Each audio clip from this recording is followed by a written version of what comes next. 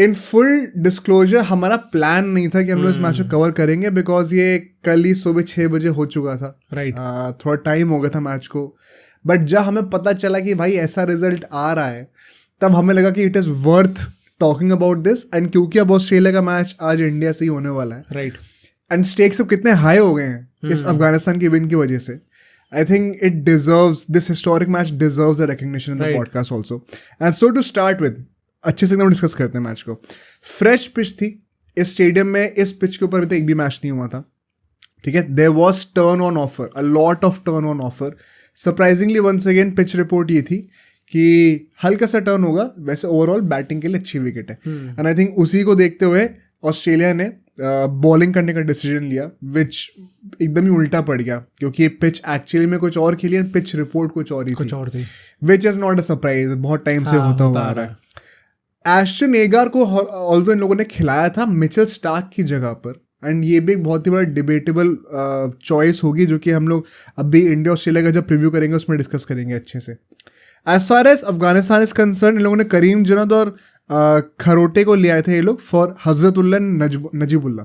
So basically इन्होंने क्या करा, कॉम्पोजिशन में चेंज किया था कि बैटर्स को सैक्रिफाइस करके बॉलिंग ऑलराउंडर्स को ले आए. राइट. क्या ये सही था एग्जैक्टली, बिकॉज बैटिंग ही इनकी वीकनेस है. It kind of felt dubious to me, but ultimately क्योंकि ओपनिंग स्टैंड इनका इतना लंबा चल गया तो इनको उसकी कमी महसूस नहीं हुई. So let's actually talk about what happened. 40 for no loss in the power play. Right. यहाँ पे हम लोग देखते हैं कि एक ओवर हेजलवुड का था एंड एक ओवर कमिंस का, जो कि बहुत एक्सपेंसिव थे. बट एस्टन एगार ने जो बॉलिंग करी है पावर प्ले के अंदर, इट वाज एग्जेम्पलरी. एंड एक बहुत ही की फीचर रहा है इस पूरी इनिंग का, विच इज कि ऑस्ट्रेलिया ने बहुत ही घटिया फील्डिंग करी है. हाँ राइट. और अफगानिस्तान ने अच्छी करी है. हाँ, सो ये पूरा फीचर मतलब मैं अभी स्टार्टिंग में मेंशन कर देना चाहता हूँ, मैं इसको बार बार नहीं बोलूँगा, क्योंकि ये लिटरली हर फेज में हुआ है. ऑस्ट्रेलिया स्पेशली एस्टन एगार बहुत ही ज़्यादा सिटर्स वाले जो है ना बाउंड्रीज दी हैं, कैचेस छोड़े. डेविड वार्नर तक ने कैच छोड़ा एंड आते आते. तो ये एक बहुत ही बड़ा मिसहैप हुआ है ऑस्ट्रेलिया के पार्ट पे. And this is actually quite also worrying for me. मैं आगे बताऊंगा क्यों जब इंडिया की बात करेंगे तो. But 40 for no loss in the power play, it was a good start and it was very clear कि पिच थोड़ी फंसते हुए आ रही है. यहाँ पे बैटिंग करना इतना आसान होने नहीं वाला. दोनों बैट्समैन की स्ट्राइक रेट 100 के आसपास की थी. What was interesting to see was अगले 4 ओवर में सिर्फ 24 रन ही और आते हैं, विच मेंट कि 10 ओवर में आपके सिर्फ 64 रन हैं. अब पिच कितनी भी स्लो, आपको इतना स्लो तो नहीं खेलना चाहिए से. बट एक अच्छी बात क्या थी, इन्होंने विकेट लूज नहीं करा. यहाँ पे जैम्पा एंड मैक्सवेल दोनों ने 2 ओवर डाले थे, ज़्यादा रन आए नहीं, लेकिन विकेट भी नहीं दिया. क्योंकि वही बात है, आई थिंक ये लोग इतना कंजर्वेटिव इसलिए भी थे अपने अप्रोच में, बिकॉज ऑफकोर्स पिच तो डिफिकल्ट है ही, बट आप बैटर्स भी कुछ शॉट खेल रहे थे इस बार. तो ओपनर्स के ऊपर बहुत रिस्पॉन्सिबिलिटी थी. वैसे भी इनका मिडिल ऑर्डर परफॉर्म करा नहीं है ज़्यादा. And so what turns out now in the next phase, 15वें ओवर तक 109 रन बन चुके थे और अभी भी 0 विकेट्स थे. They had a very good acceleration now, because उनको रियलाइज हुआ कि अब 10 ओवर तो निकल गए, आधी इनिंग हमने खेल दिए पूरी, अभी 10 विकेट हाथ में, तो अब अटैक करके खेलते हैं. 45 रन आते हैं. अचानक से पिच अच्छी नहीं हो जाएगी. Clearly there was a change in the intent. Right. 9 run पर ओवर की इकोनॉमी से ये लोग यहाँ पे स्कोर करते हैं. What is so great about this win is, Australia के साथ ही पहली बार हुआ है T20s की हिस्ट्री में कि उनको 15 ओवर लग गए एक विकेट लेने में. अच्छा, 15 ओवर के बाद एक विकेट आया. हाँ. Okay, right. 15 ओवर तक कोई विकेट ही नहीं गिरा था. ये ऑस्ट्रेलिया के साथ पहली बार ऐसा हुआ है एंड अफगानिस्तान ने करके दिया है. बहुत बड़ी बात होती है भाई ये. सो यहाँ पे हम लोग देखते हैं एस्टन एगार का जो चौथा ओवर था, ये एक इकोनॉमिकल ओवर था. Apart from that Hazlewood, Cummins, Stoinis सब पिटे यहाँ पे. एंड फिर आखिर के 5 ओवर में एकदम उल्टा ही टर्न अराउंड हो जाता है, बिकॉज नाउ यू नो कि आखिर के 5 ओवर बचे हुए हैं, 10 विकेट हाथ में है. राइट. 45 रन अभी आपने बनाए हैं, तो अब आपको यहाँ से और टेक ऑफ करना चाहिए. एटलीस्ट 60 रन आपको एक्सपेक्ट करने चाहिए. That's a very healthy percentage increase. बहुत ज़्यादा भी नहीं है, बट ऐसा हो नहीं पाता. सिर्फ 39 रन और आते हैं. क्यों? क्योंकि एंड यहाँ पे मुझे रियलाइज हुआ कि एक्चुअल में पिच जितनी दिख रही है उससे ज़्यादा डिफिकल्ट है. As soon as the openers got out, ठीक है, स्टॉइनिस ने गुरबाज को थोड़ा स्लेच करा, उसके बाद उसको आउट कर दिया. एंड फिर जैम्पा ने जो है एक ही ओवर के अंदर इब्राहिम को भी आउट कर दिया, उमरजाई को भी आउट कर दिया.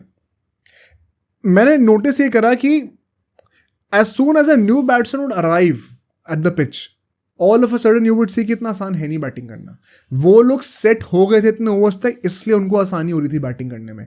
बट जैसे ही कोई नया बैट्समैन बैटिंग करने के लिए आ रहा था, आपको दिख रहा था कितनी डिफिकल्टीज हो रही हैं, विच मेंट कि pitch is not going to be easy to bat on. So was it ultimately the right approach by Afghanistan to stay on the pitch देर तक? I think it was the right approach because of the resources that they had.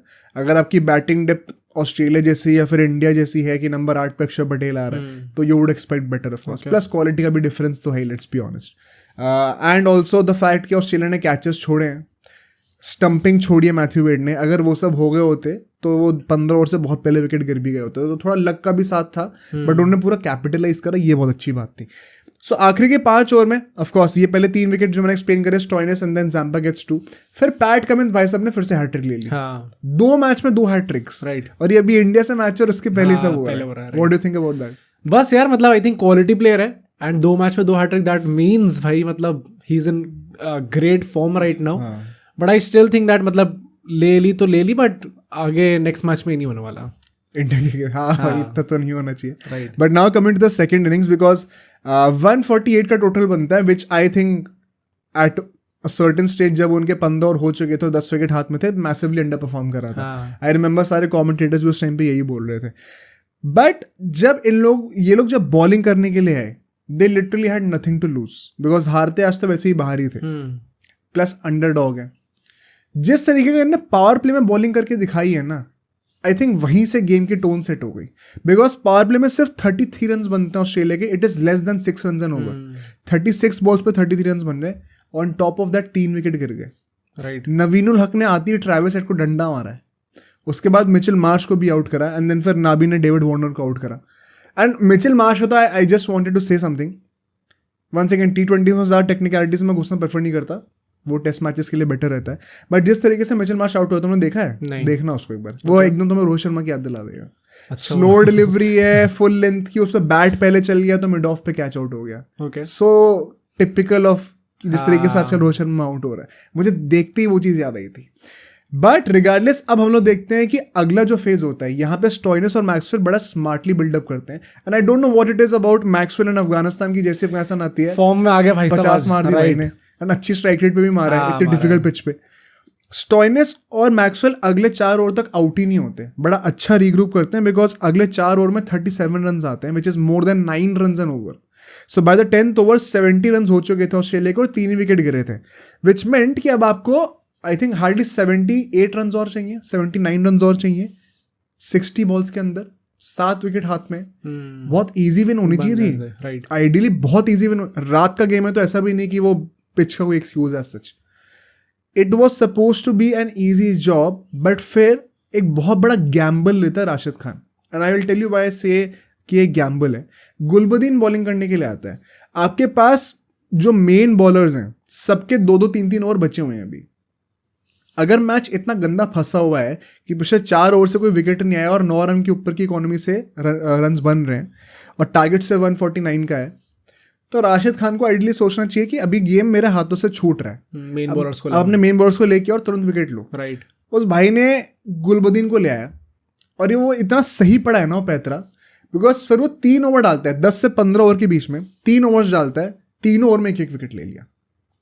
पहले Stoinis का out करा, उसके बाद Tim David का out करा, फिर Maxwell का आउट कर दिया. मैक्सवेल का तो कैच ही बड़ा अच्छा पकड़ा गली पे भाई. मतलब ये भाई अगर ये चीज गलत हो गई होती ना सब गाली देते हैं. राइट. बट ये क्योंकि पुल ऑफ इतनी अच्छी तरीके से हुआ है, तो firstly massive credit to Gulbadin and Rashid Khan भाई कि उसने कैप्टेंसी में ये बोल्ड डिसीजन लिया और एक्चुअली में पे ऑफ हो गया. बहुत बड़ी बात थी ये, बिकॉज फिर हम लोग लास्ट 5 ओवर में देखते हैं, यहाँ पे जैसी 16th ओवर शुरू होता है, ठीक है, यहाँ पे राशिद खान मैथ्यू वेड को आउट कर देता है. इनफैक्ट 15.1 जो 91st बॉल थी उसी पे आउट हो जाता है वो. एंड उसके अगले ही ओवर में गुलबदीन दोबारा अपने चौथे ओवर में आके पैट कमिंस को भी आउट कर देता है. सो 7 विकेट गिर चुके थे, कोई बैट्समैन बचा ही नहीं था. आखिरी के 3 wicket was a matter of time. And 19th over आते आते द ग्रेट थिंग वॉज क्योंकि गुलबदीन ने अपने 4 ओवर पूरे कर दिए.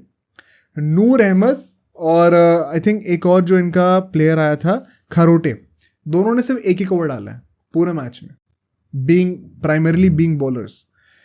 यही तो वो फायदा है डेप्थ का और जो हैविंग ऑफ ऑप्शंस जो कि हम लोग डिस्कस करते हैं हाँ. कि क्यों जरूरी है ऑलराउंडर्स को टीम में लेना. इन दोनों का दिन अच्छा नहीं जा रहा था, दोनों शायद 10-15 रन पिटे थे इनके दोनों के ओवर्स में.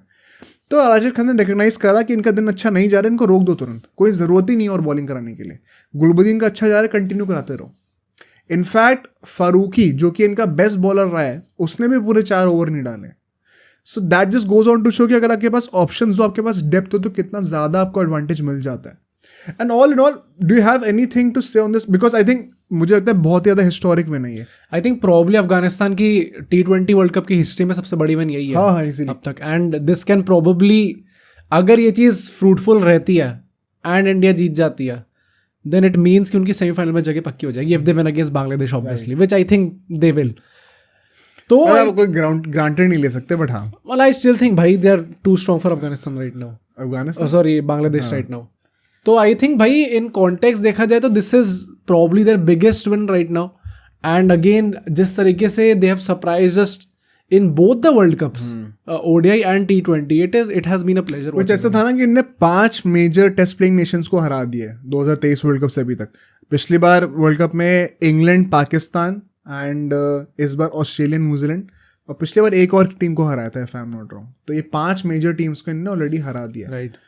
Almost half of the major test playing nations उनको आप हरा चुके हो. अगर बांग्लादेश को भी हरा देंगे तो आई थिंक वो भी काउंटेड ही होगा मेरे ख्याल से. श्रीलंका से भी इसमें ज़्यादा स्ट्रॉन्ग लगती है. हाँ, श्रीलंका को भी हरा चुके हैं उसी वर्ल्ड कप में. Do you think they are the second best team in Asia right now? हाँ, एंड आई थिंक काफी लंबा ये नैरेटिव चल भी रहा है अभी ट्विटर पे. एंड भाई मतलब ऑफ लेट पिछले 2 वर्ल्ड कप के हिसाब से देखा जाए तो है भी, मतलब स्टैटिस्टिकली बेस्ड. पिछले 2 साल में है. हाँ, कुछ इसमें कुछ शॉट्स नहीं ले जा रहे किसी पे, इट इज स्टैटिस्टिकली बेस्ड है वो best team. But I think I just mention Australia यहाँ पे and all the hypocrites that live in our country. अगर बाई चांस, क्योंकि इस टाइम पे सब अफगानिस्तान की प्रेस तो कर रहे हैं बट ऑस्ट्रेलिया पे कोई ध्यान नहीं दे रहा है इस बात पे. By chance, and I have friends also जो लोग इस चीज के भागीदार हैं, इसलिए मैं ये चीज कह रहा हूँ. क्या कह रहे हैं? मतलब मैं वही कह रहा हूँ कि कोई ऑस्ट्रेलिया पे ध्यान नहीं दे रहा. बाई चांस अगर इंडिया हार गई होती अफगानिस्तान से और इस जेप्रडी में होती तो पेल दिया जाता भाई सबको. पर पॉइंट वही है ना, वो लोग वर्ल्ड कप जीते भी. वर्ल्ड कप जीत रहे, मैं वो बात समझ रहा हूँ कि अल्टीमेटली आप ट्रॉफी ले जाते हो तो not many people can say much, but still भाई मतलब अगर इंडिया इस जगह पे होती तो पीट दिया जाता भाई उन्हें. मैं तो वही कह रहा हूँ अभी. चलो now let's come to the next topic which is, अब सोचो अगर एक क्लिप इतनी बढ़िया थी तो पूरा का पूरा पॉडकास्ट कितना बढ़िया होगा. तो अगर आपको इसी क्लिप का पूरा पॉडकास्ट देखना है तो यहाँ पे क्लिक करिए, और अगर आपको ऐसे ही और क्लिप्स बिंज वॉच करनी है तो यहाँ पे क्लिक करिए.